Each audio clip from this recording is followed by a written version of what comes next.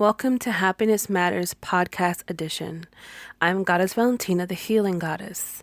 I have a passion and a quest to help anyone whose heart is open to receive enlightenment, love, and just a heartfelt message. I will continue to add to the universe light and inspiration for the people. My mantra is, when you feel better, you do better. Today we're going to talk about spiritual interference. In the work that I do a lot of healing energy work with people. And the one thing that I have noticed across the board is just getting started. And every excuse in the book happens. And that's called spiritual interference. One thing is the person just doesn't know,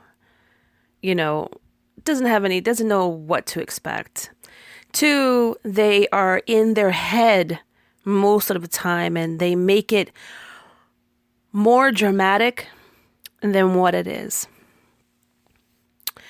Spiritual interference, when you are in the process of cleansing yourself, like a cleansing bath, smudging yourself or using incense to cleanse yourself, fasting, anything that is going to uplift your spiritual enlightenment, raise your energy, you will have spiritual interference. And interference is finding every reason in the book not to do something. Every time you try, there is some type of situation that takes you away from enlightenment, from cleansing and purification. You have to understand, we're in this world, and in this world, we can get very dirty. If we're not conscious of what we're saying, of our thoughts, of our actions, we can create our own negative energy around ourselves. If we are not paying attention to cause no harm, if you're gossiping, saying the nasty things, critical eye, judgmental, and those characteristics, those cause harm. When you're doing this stuff unconsciously and not knowing the ramifications of this, you will bring static and negative energy back to yourself. This is why cleansing and purification needs to be done constantly all the time. The more you're conscious of yourself and what you're doing, the easier things will get. We have to realize that we are contributors and co-contributors of everything that's going on in our life. If we make bad decisions, we contributed to that. If we didn't seek wisdom, we contribute to our decision making. If our thoughts are altered, we contribute to our suffering. And so when you start to become enlightened, when you start to sit down and say, you know what, I'm just tired of things being this way, and you start to begin, you will start to feel a lot of spiritual interference. Could even be from family members. It could be people bullying you. People could start to see a change in you, and they start to get upset that you're changing, that they're losing you. And you know what? They might be, because as you ascend higher, there are different levels with different people with greater wisdom and greater insight. And in this earth, and on this earth, we're supposed to be ascending. To me, it's like a video game going to the next level. We're not supposed to be staying and stagnated in one level. We're supposed to continue to move higher and higher.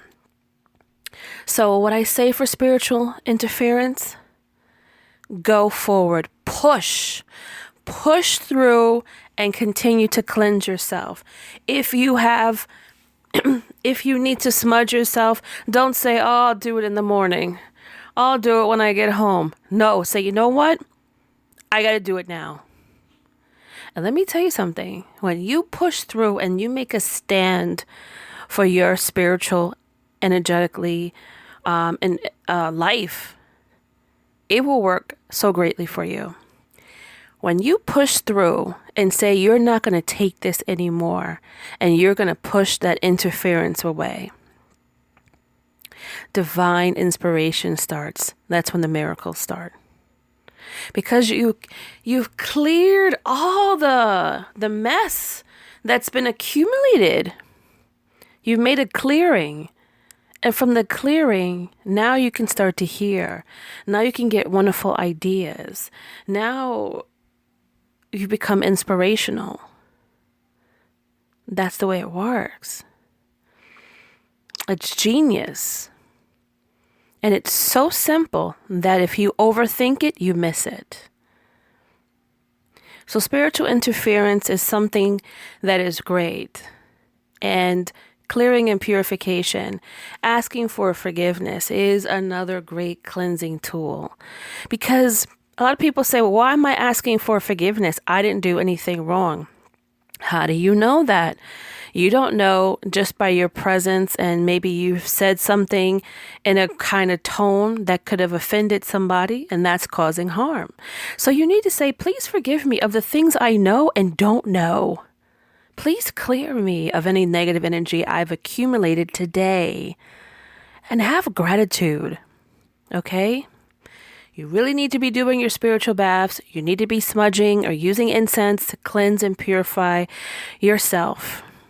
This will make your life a lot more harmonious. And also, people that are not supposed to be in your life will start to fade away.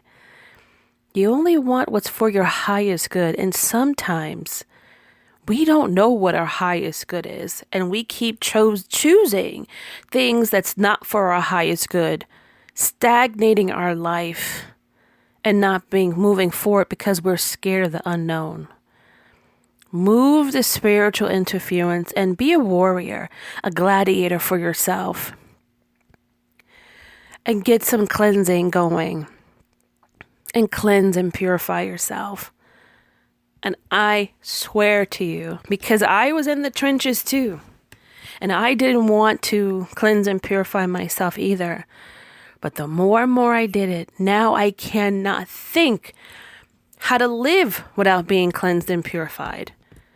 I can immediately feel when I have residue around me because you could hear it in my voice. Things start to aggravate me more. Even in your house. Have you ever thought about the spiritual interference in your home? Just by you alone. If you have multiple people, it's even worse. If you're crying, if you're upset, if you're swearing, gossiping, whatever you're doing in your house, that energy, where is it going? It's staying like a bubble in your house. It's just floating around like gray clouds. You need to cleanse your home. First you clean it, and then you have to do the spiritual cleanse. Camphor is the top dog for cleansing your home. It cleanses everything up except for the angelic beings. It moves everything. You get a piece of charcoal, put the camphor on top, let it burn, and say your prayers and good intentions and move through the house. You need to have a fan to break up the air. Think of the wind. On a windy day, the wind just blows everything and just kind of clears everything, just keeps blowing everything. You want to be like a wind. You want to create the element of wind in your home. So when you're burning this camphor, you want to walk around with it in one hand and have a fan in another, a hand fan. And you just fan the air. They have brooms. They have all kinds of things to do this with. You will feel that you've created a new energetic space. The energy will be so high in this space. And you will be so relaxed and fall right asleep. If you're not clearing your home, you have spiritual interference, and especially yourself. merging with people when you're talking to somebody and they have bad energy. And it's not that they're bad people, they're just their lifestyle and what they're accumulating. You're sharing that space with them. Both energy fields are sharing space. And that stuff can transfer to you. Office environments, all of that stuff. The windows don't even open in a lot of offices. Oh my goodness. We got to always constantly be cleansing ourselves and purifying ourselves. And you could just have some nice Himalaya sea salt.